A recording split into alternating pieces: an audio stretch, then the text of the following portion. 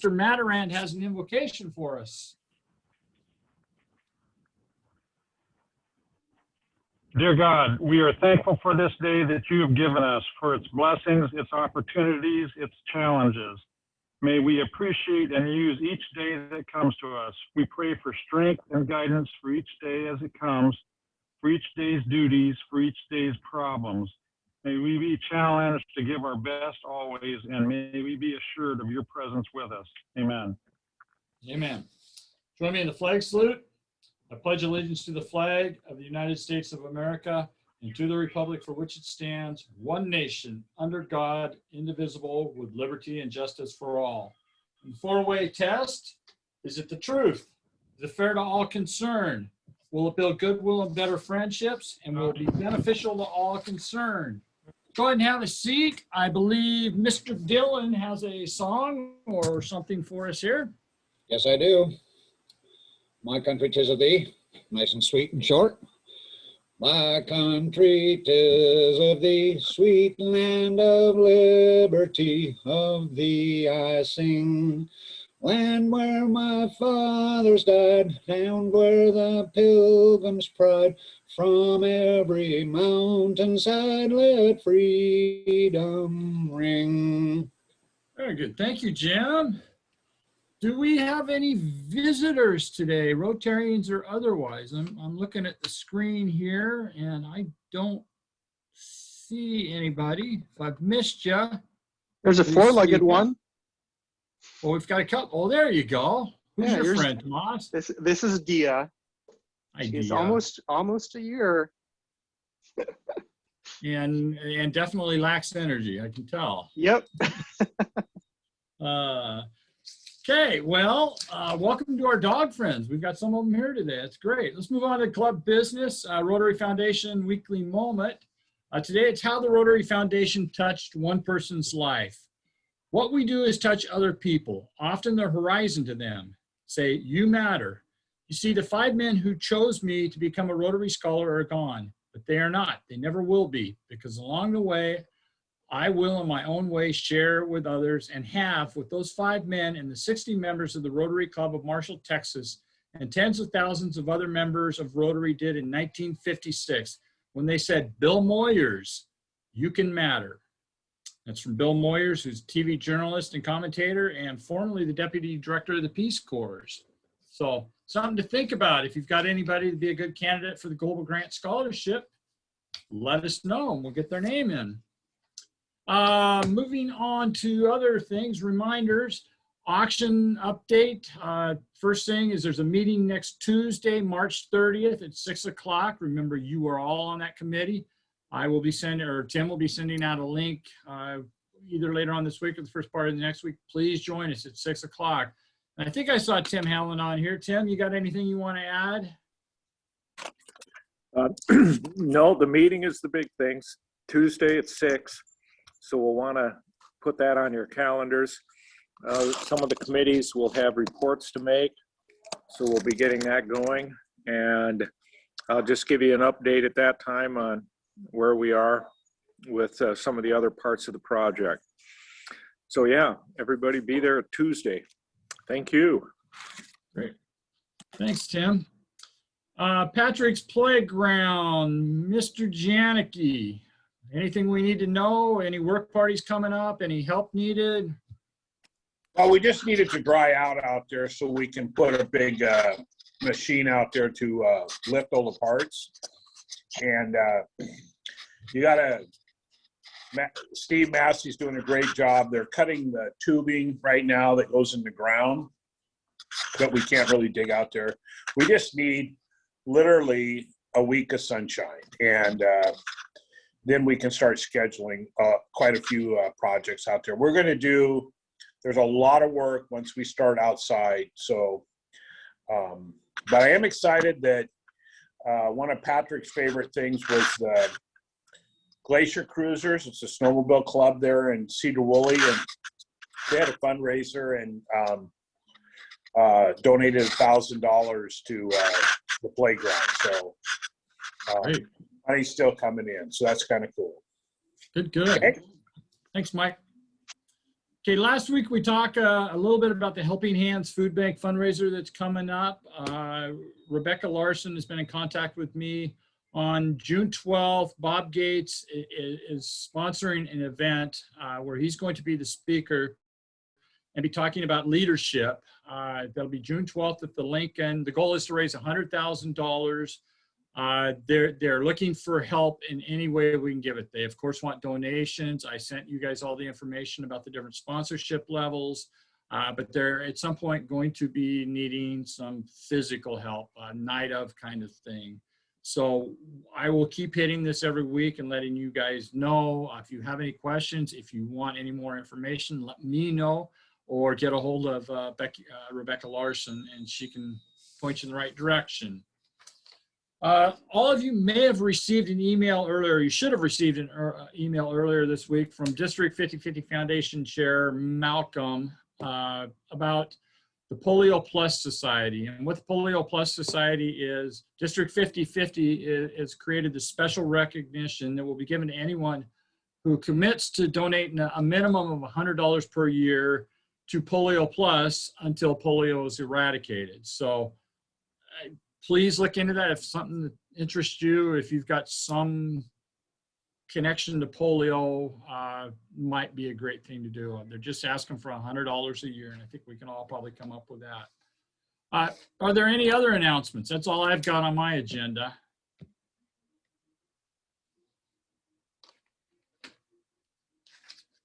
Well, with that, we'll move on to Happy Bucks. Anybody happy out there? Kyle, you got to be happy. Your kid's on the call with you. You betcha.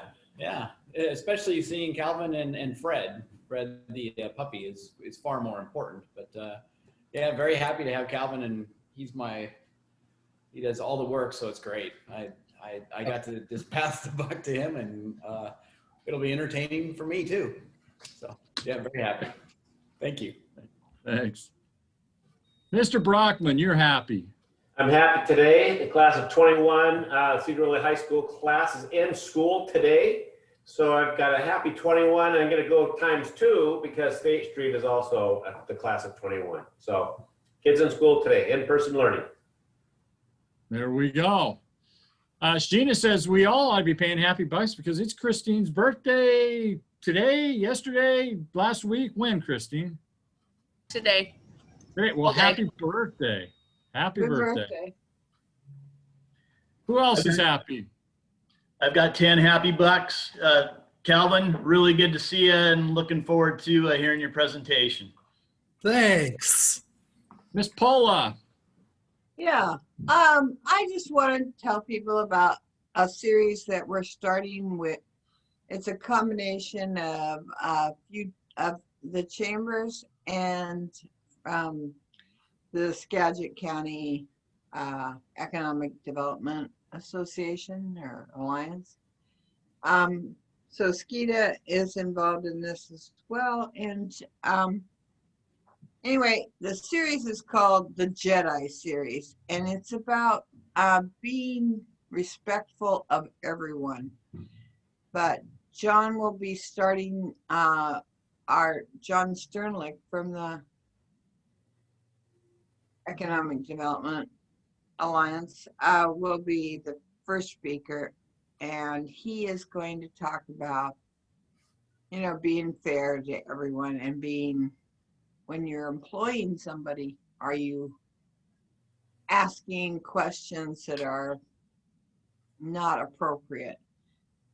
So anyway, he'll talk about it, and it's on April 6th at right around noon. But I can send you a link for it, Mike, so that you could post that for me. Yeah, if you would, Paula, send me that link and any information you have, and I will get it out to the masses. Please do. Okay. Thank you. We're going to do a monthly series, so this will be the first one. Good, good. And I assume it's going to be all virtual for now, with the idea of maybe someday being in person. Perfect. We like the idea of being in person. We really do, but it's not happening yet. Cool. If I don't know whether you all saw the message down below from Chris Rothenbuehler. She's hoping to possibly schedule a fireside next weekend, weather permitting. So keep an eye out on that. We'll be getting information out if that's going to happen. Anybody else happy today? Mr. Johnson. Yeah, so I got 50 happy bucks. We finally had confirmation last week via an ultrasound that our little girl here is pregnant with puppies, and she's actually probably going to give birth around the first weekend in April. We're taking her back down to the breeder tomorrow down in Portland. So we're going to have some puppies in the lineage here. Pretty soon. Wonderful. So she's well, I can't tell, what is she? She's Lab? actually a doodle, Oh, a doodle. but she doesn't look like one. Yeah, cool. Well, congratulations, Grandpa, I guess. Christine, you had your hand up there. I guess I had better give 29 happy bucks for my 29th birthday. It's the 10th anniversary of my 29th birthday. I'm very excited Okay, there you to go. go to Leavenworth this weekend with my family. Aw, well, happy birthday, Christine. Have a great time. Anybody else happy before we close up here? Well, in that case, it gives me pleasure to introduce Mr. Kyle Rutherford, who is going to introduce our speaker today. Thanks, President Mike. Shirking all responsibility in my company as much as I possibly can. I'm going to have Calvin Rutherford, graduate of Sedro Woolley High School 2012, which I couldn't remember, so he luckily texted me on that.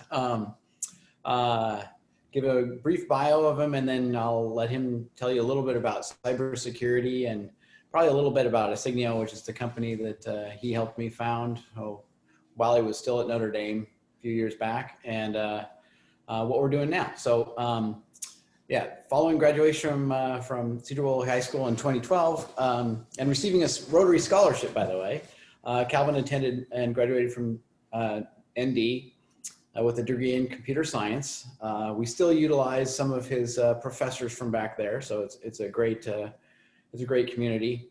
He then joined Asignio, which is a huge company headquartered here in Greater Sedro Woolley metropolitan area, where he and the team developed a pioneering, we think it's pioneering anyways, biometric authentication system. So you sign with your finger using handwriting recognition, and at the same time take a selfie, and that identifies who you are for a banking transaction or that sort of thing. So that's the kind of work we do.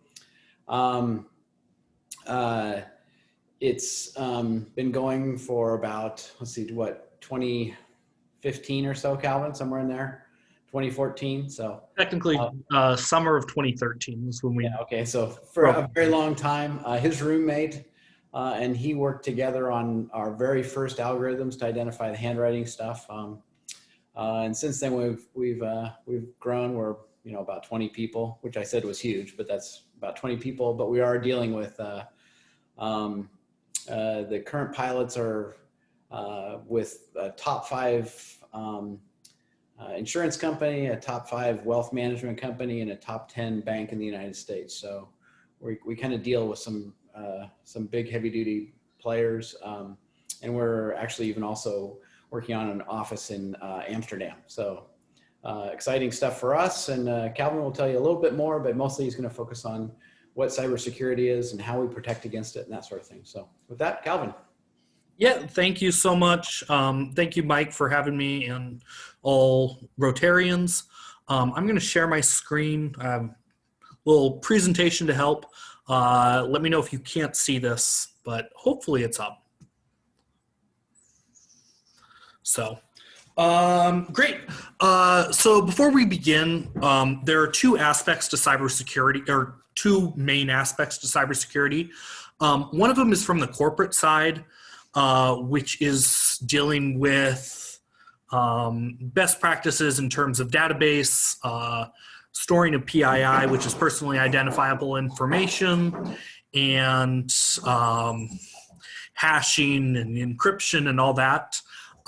I won't be touching too much on that because it's very unlikely to affect you personally. I'm happy if anybody wants to ask me questions now or later, I'm happy to jump into that. But this is going to be a lot more about personal identification and your identity and protecting that. So here's our real quick schedule. We're going to talk about how fraud has grown in the last, especially the last year, but in the last few years. We're going to talk about how identity has evolved, partly as the internet has matured, but also as there's a constant back and forth between the people that want things to be secure and fraudsters or attackers that want to steal money. So we'll talk about that a little bit. I'll talk about some of the methods of cybersecurity attacks that come up and kind of what you can do personally to try and protect from that. Then real quick, I'm going to talk about what our solution is to identity, and then we'll have some time for questions at the end. Also, if at any time you guys want to pop in with a question, feel free. I am very happy to answer anything at any time. So we'll go from there. So to start, and if you guys could put the answer in chat, that would be great. I want to ask, how much do you think identity theft cost in the US, just the US, last year? So in one fiscal year, how much did it cost? I actually can't see chat while I'm doing this, but that's fine. Oh, there we go.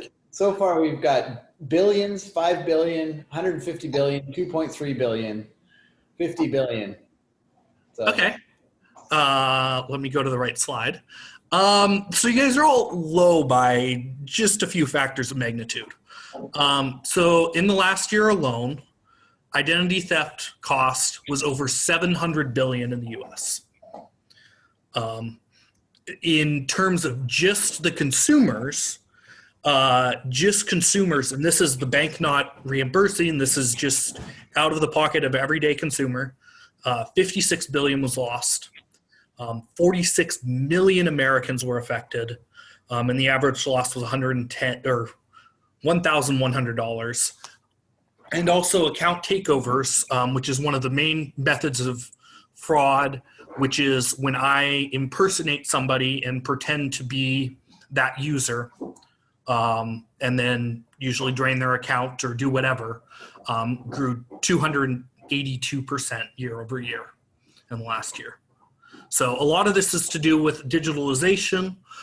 With COVID, everybody went from work from home and all of those, but those are some pretty scary numbers. So obviously identity theft is growing out of control.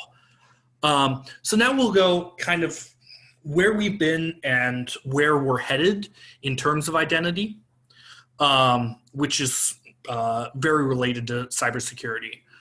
Without identity, if you know exactly who the person is doing each transaction, then cybersecurity doesn't really become a problem.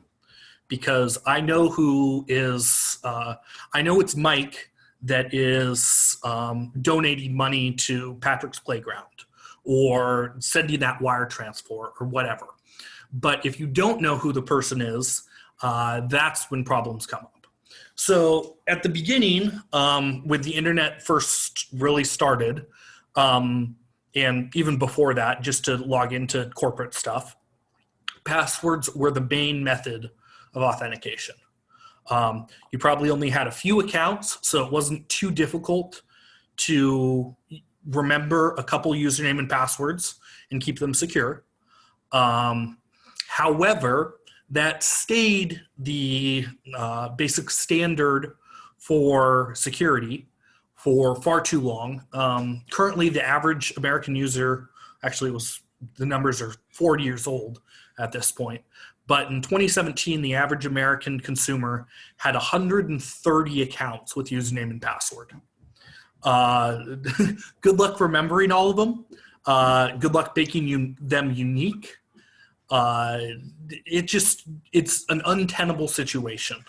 And the amount of growth, there's been exponential growth in the amount of accounts, and that makes passwords a very weak solution, especially if there are data breaches, which we'll talk about a little bit later.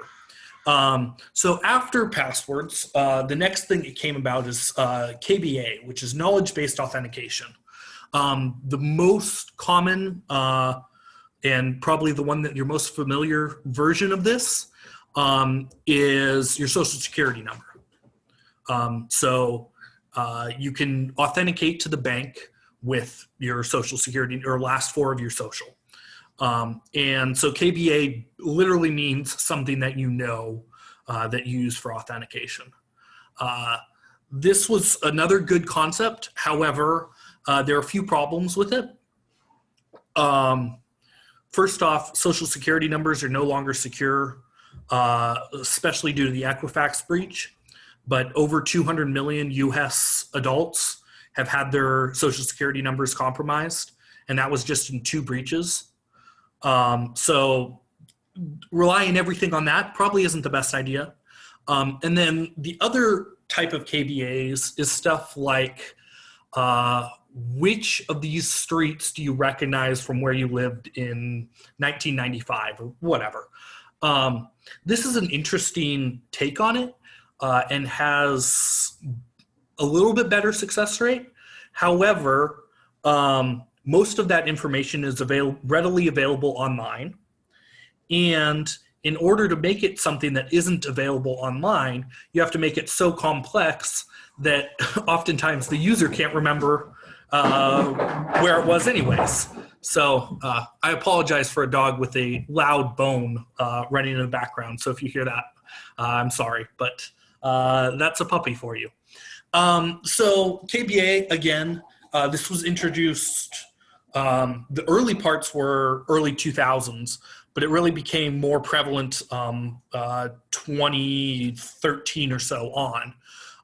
However, obviously there are problems with this type of solution.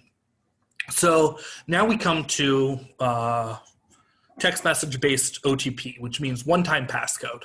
And you probably have all received these. So this is when your bank or Microsoft or whoever sends you a 6-digit code to enter that says, "This is me." This is a great idea and runs off everybody having a phone. Basically, everybody has a cell phone now, so because of that, they can utilize this to add a second factor of authentication because they know passwords aren't secure. Great concept. There are a few major problems with it. The one I want to highlight probably the most is phishing. That's when somebody calls and says, "Hey, I'm from your bank. We want to verify your account. Can you please read us the 6-digit PIN?" The banks will never do that. That's always a fraud attack. But it's worrisome because it's sometimes hard to tell if it is a legitimate user or a legitimate employee of a company that is trying to help you out versus somebody attacking with fraud. SIM swapping and SS7 attacks are attacking vulnerabilities in the phone system. So SIM swapping actually does a man-in-the-middle attack, which means that they watch to see the PIN come through. They watch to see the text message and steal the text message as it goes through. SIM swapping is just changing the SIM of the phone. So again, we're seeing that each authentication or identity mechanism struggles as time goes on, and people are able to attack it from more different angles. And then the final one we'll talk about real quick is on-device biometrics.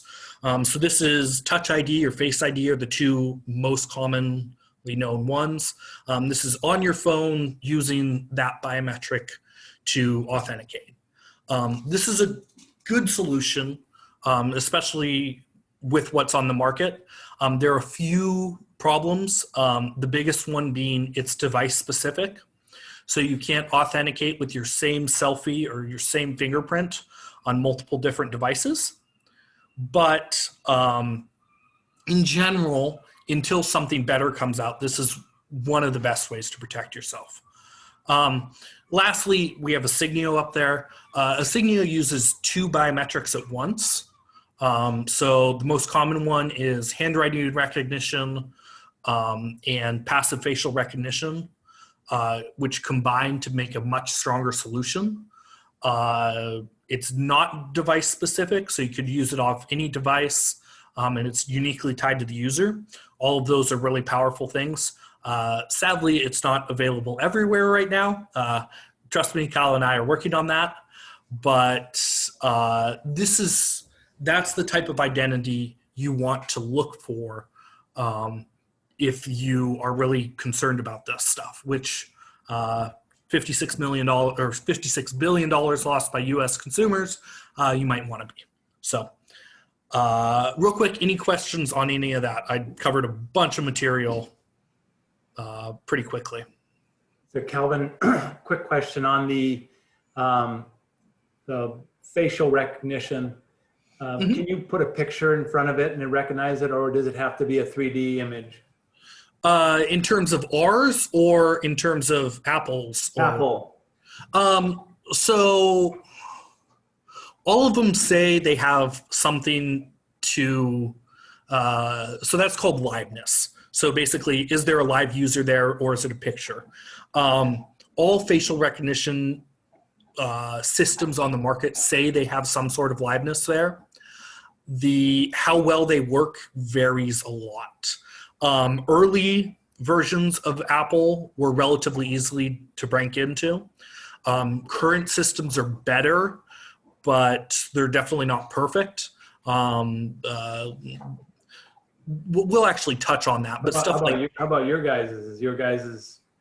Does it deal with that wideness? Again, it's not perfect, but we do a couple things where when you're signing your signature, so you're holding the phone, signing the signature in your hand and looking down at the phone to do so. So we're tracking eye movement and stuff like that to see if you're actually signing the phone. And so the combination of the 2 biometrics is actually stronger than each one individually. So that, even though if it's a super sophisticated, attack on just the facial recognition, we probably wouldn't be able to beat it. But if you have to do that plus the signature, it becomes almost impossible to actually crack the security. So hopefully that explains it. Hey, Calvin, the Nexus card I have has an iris scan. Have you thought about that? Yeah, so iris scan's a cool technology. It's not, well, so there are a few challenges, especially with how you're describing it.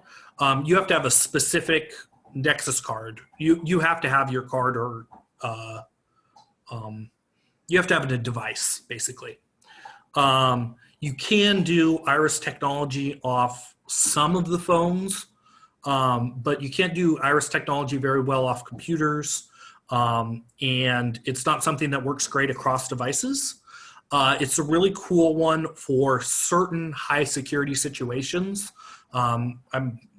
Iris technology, along with a few other systems, are used for like CIA access and stuff like that. But it's definitely not the end all be all. And it's also a little bit worrisome because if your iris is ever hacked, hack's not the best word, but basically if there's a high enough quality picture of your iris anywhere, it can be easily emulated. Basically they 3D print a contact lens, and then it's gone forever. It's something that never changes. Even face structure changes some. So we're confident with that. And our signature, you can change at any time. So an iris is a little bit worrisome because even more so than fingerprint or almost any other biometric, it's like your DNA. If you ever have it compromised, it's compromised for the rest of your life. So, yeah, of course.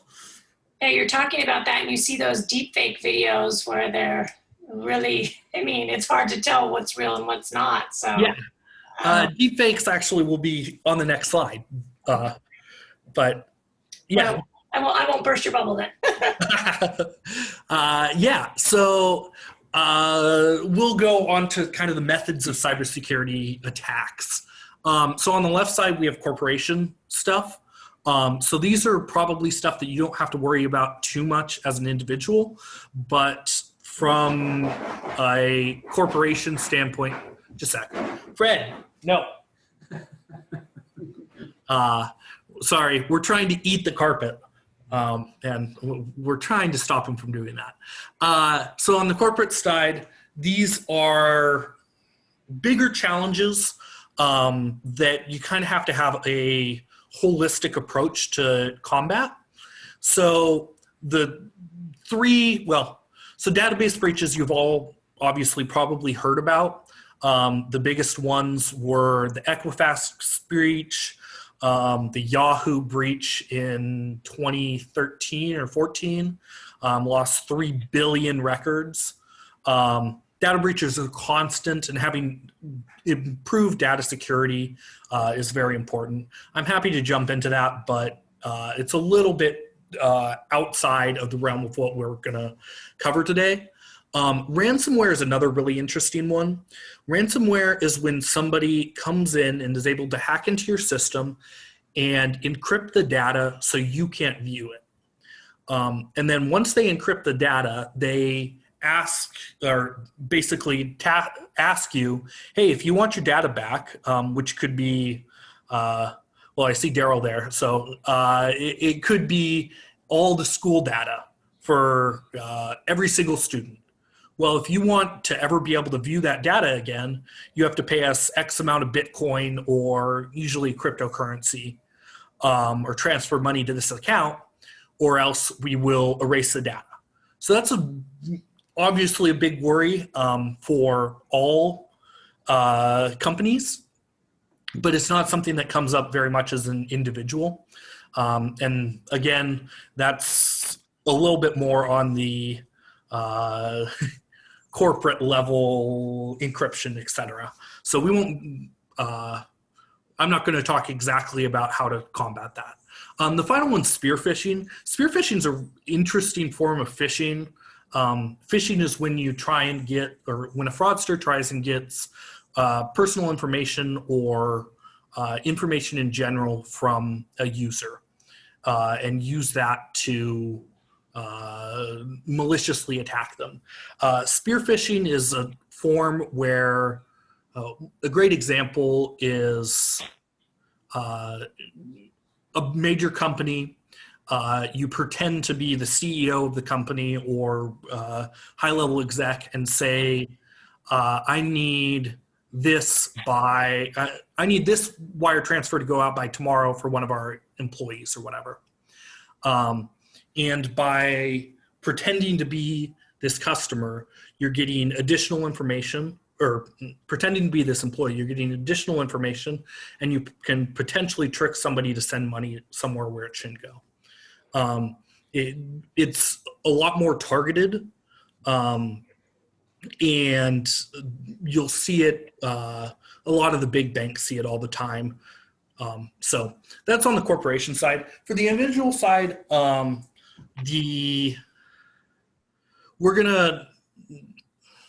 all of these things have solutions that we'll talk about real quick. The first one is phishing. Phishing, basically, don't answer an email unless you know who it's from. Always check on the emails that the actual email address is the one that it should be. And if you do those two things well and don't answer an email from your bank saying, or a phone call from your bank saying, hey, I'm your bank, please give me a your username and password and your PIN code. If you do all those things, you should be relatively safe. Phishing is one of the biggest challenges in the entire cybersecurity world, but it's actually not that sophisticated of a attack. It relies on you being unaware of how the financial institutions and groups operate. And then from there, they'll able to steal your money, basically. SIM swapping and SF7 attacks. These are both attacks on your cell phone to try and get the 6-digit PIN code, a text message based one-time passcode that comes in for your bank. For these, the best thing you can do is make sure you have strong username and passwords. And that actually really applies to everything in here. For account, let's go back. For account takeovers, again, username and password, and enable two-factor authentication when you can. Account takeover is just the user being able to access your account and then reset your password. Which, if they do that, you now have no method to get back in and take control of the account again. On-device biometrics, it's unlikely you'll be attacked by this. I put it up there because it is a method of cybersecurity attack, but it's very rare and it is a pretty sophisticated attack. So feel free to use on-device biometrics. Don't be worried about that. However, something like facial ID, or Face ID, if you do put images of yourself on the internet in any way, your LinkedIn, your Facebook, Instagram, whatever, there is a possibility that they can be used to attack this if it gets that sophisticated. Finally, brute force attacks. This is a little bit interesting, and it's talking about good usage of passwords. So brute force attack is when a customer or fraudster basically tries almost infinite number of potential passwords to hack into your account. The way to combat brute force attacks is have different passwords for each account and have relatively sophisticated passwords. The most common things that are tried by brute force attacks are, well, and actually the most common password in the entire world is the word password. And that's still true in 2021, which is very scary.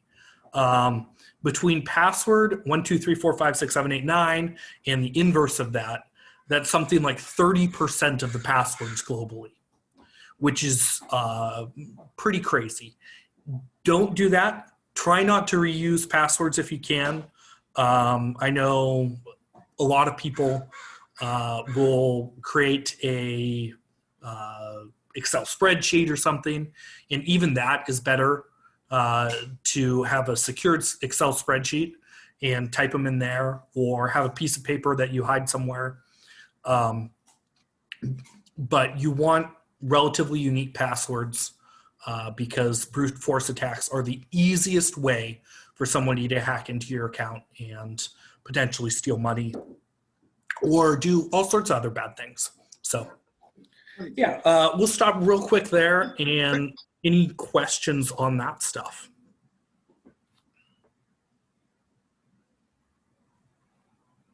Great.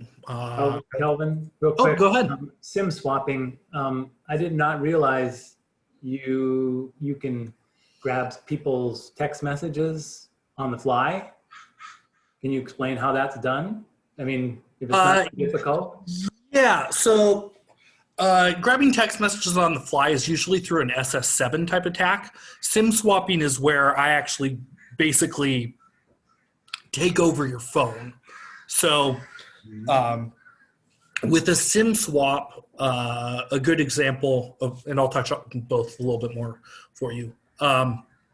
A SIM swap would be me going into the store, the Verizon store, whatever phone carrier you have, saying, I'm Daryl Heisler. I lost my phone. Can I get a new one?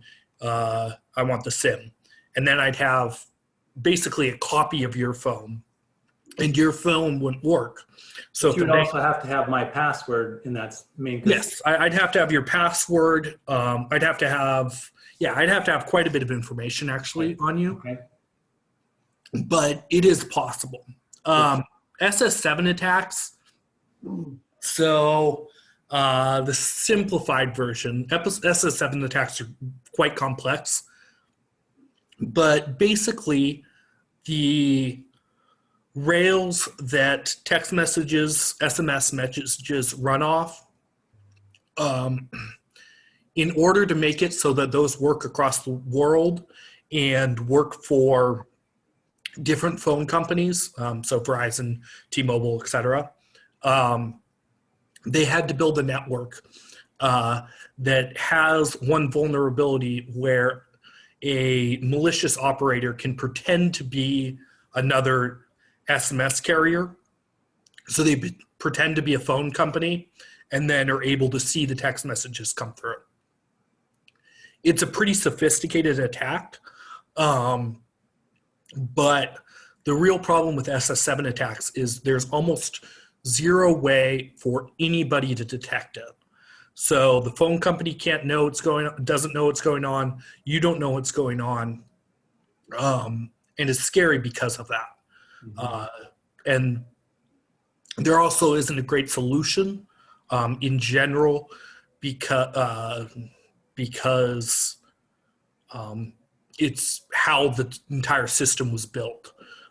We might see it fixed in 20 years, but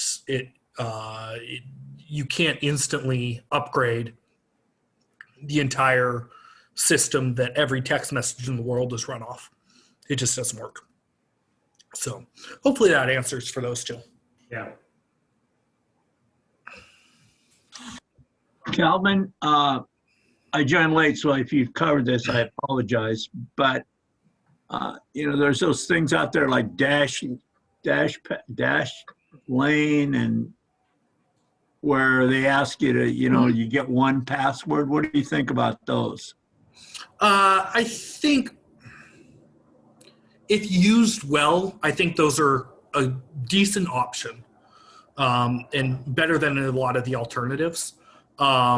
If you use that and then have a simple password to get into it, that's a big no-no, because that just means somebody has one easy password to guess and can get all your information. And also the challenges with reusing passwords and stuff still come up.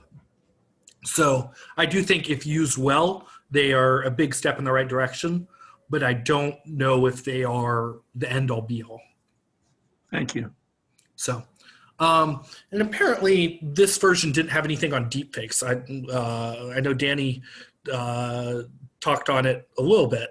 Deepfakes are another really interesting attack. It was actually one of the things that Signio, so Kyle and my company, we've emphasized that we've fixed right now. Deepfake is when someone uses AI, artificial intelligence, and machine learning, to computer science terms, to pretend or to doctor a video or voice authentication so that it appears like it's somebody else. There's some famous ones that were, I think the most famous one probably is they were able to doctor a set of press conferences that would have been if Apollo 11 had not succeeded in landing.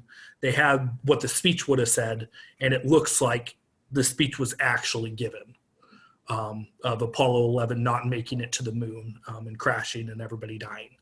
And so they were able to make the president look like they had said that. And it's used for all sorts of things. Deepfakes are used for all sorts of things.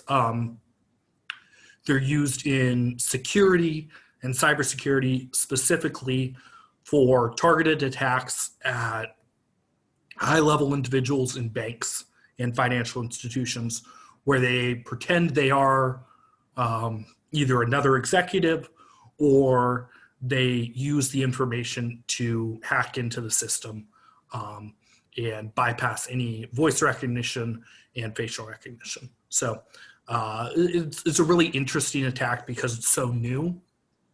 And again, well, first off, it's not something that you're ever likely to really run into in your lifetime, but it is interesting to know about and be aware of.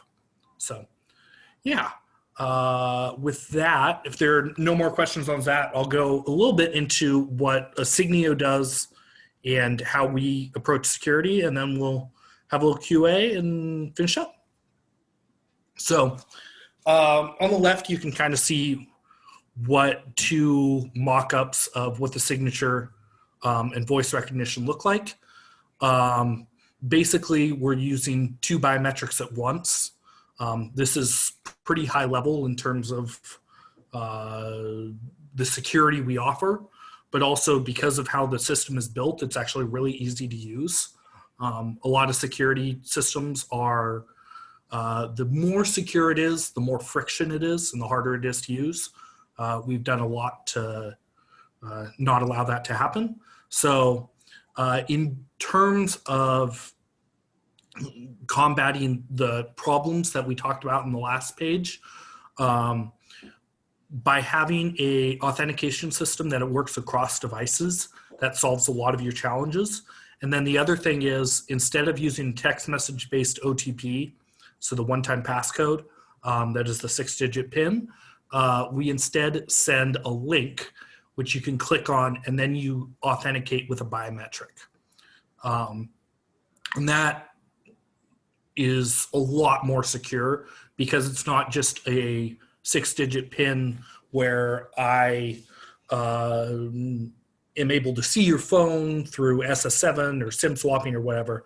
I still have to authenticate and make sure I am who I am. So that's kind of super quick basics on that.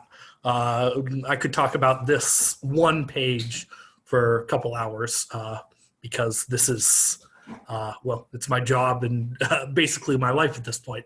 But we're going to jump on from there. And yeah, we'll go on to any questions and yeah, on anything I discussed.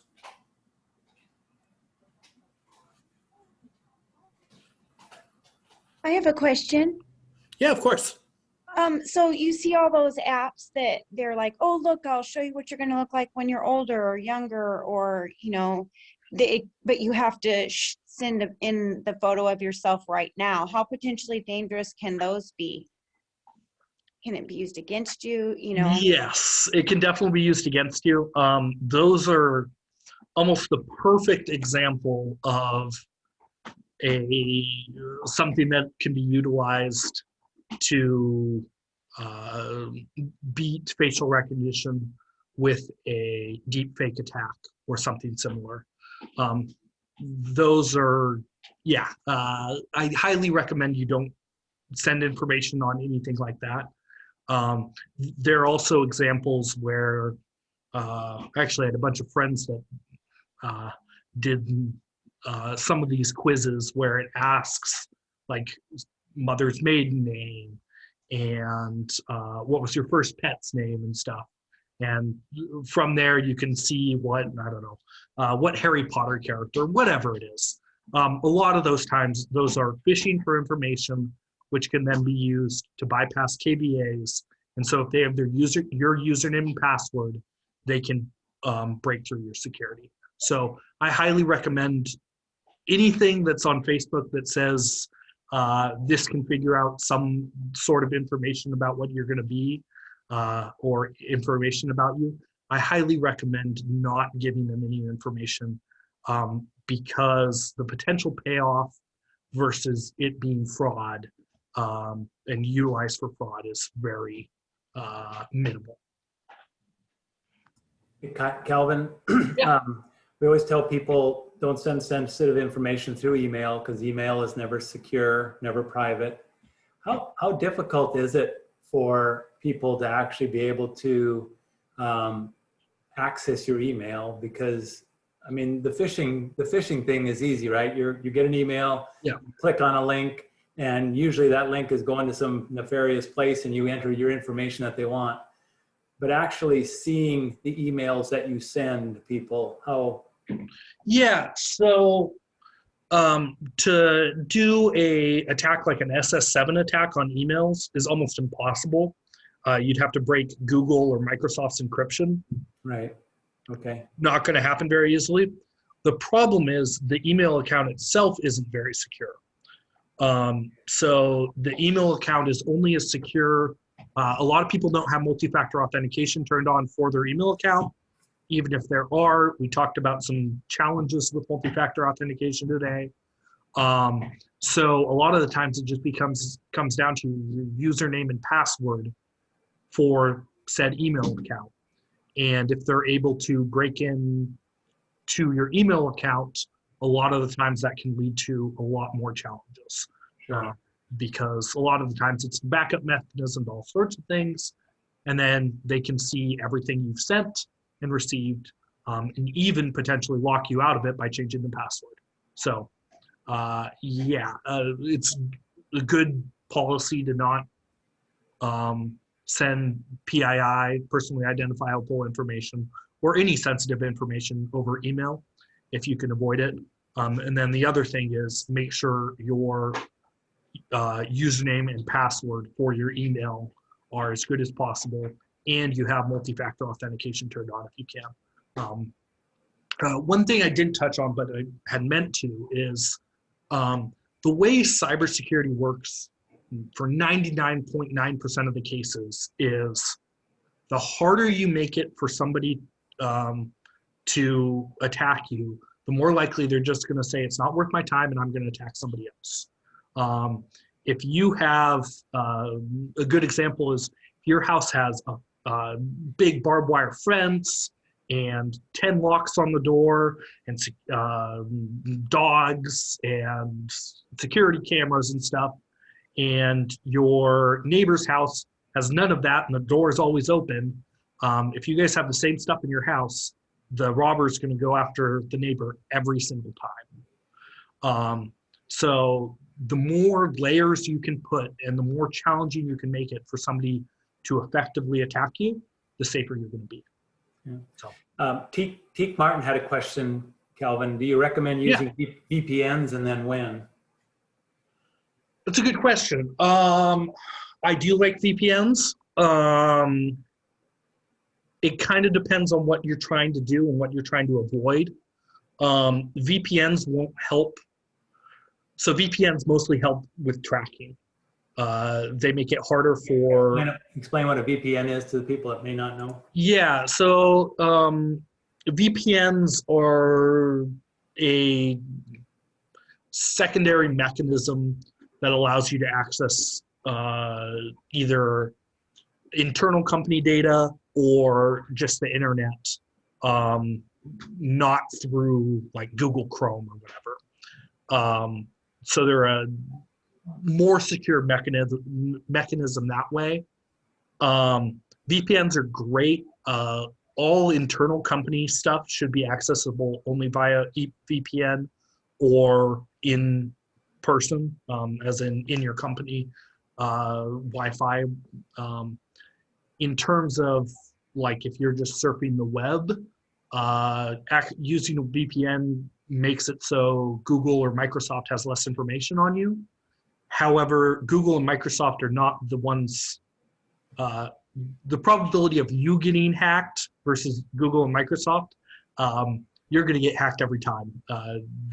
They have way more sophisticated security than you ever could.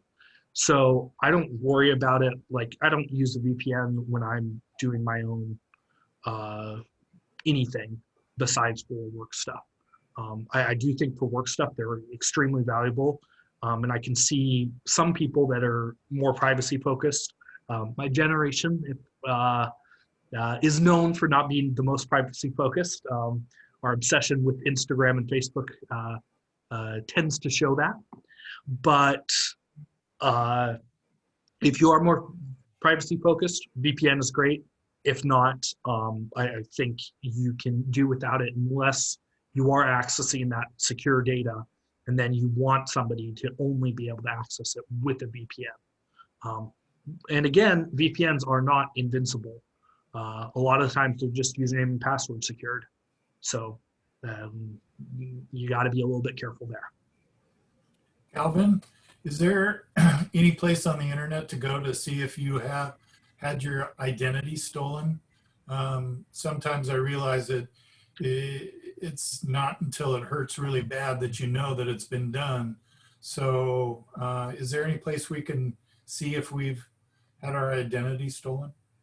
Well, so first off, I would guarantee that every person on this call has had their identity stolen at least once. The thing is it being, what part of the identity it was stolen and how that's being utilized is what the challenge is. The big one, in my opinion, is anything that can do with your credit, opening credit cards, stuff like that. For those, you can go to the 3 big companies that deal with that, which is Equifax, TransUnion, and Experian. Experian. Yeah. So those are the 3 credit bureaus in the United States. I would recommend, and it's something I've done and recommended to my friends, I would recommend you go in and make it so that in order to request a new credit card or debit card or whatever, you have to actually turn off something with Experian. Basically, it's a credit hold is what it's called. And that makes it, if you have gotten your social security number and other data stolen, you will be alerted and they won't just be able to open up 10 credit cards in your name. So I do recommend that. Other than that, I know Google does a decent job saying if there's a data breach that you are vulnerable to. But the biggest one is just making sure you don't have the same passwords across different companies, different accounts, etc. Because that's where you get burned. Sadly, there's no universal spot where you can say, yes, you've had all this data. Here's all the data that you've lost. That just doesn't exist in the US, and I don't know if anywhere else. So hopefully that's a little bit helpful. All right, thank you. Yeah, of course. Well, Calvin, thank you for so much for joining us today. It's been thank you for having very me. informational and pretty damn scary, actually. But yeah, sorry. I wish I had nice and rosy news, but in cybersecurity, that's probably not going to happen very often.